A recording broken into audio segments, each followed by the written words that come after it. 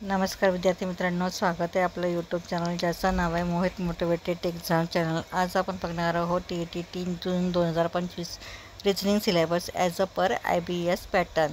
चला आता मग सुरुवात करूया व्हिडिओला।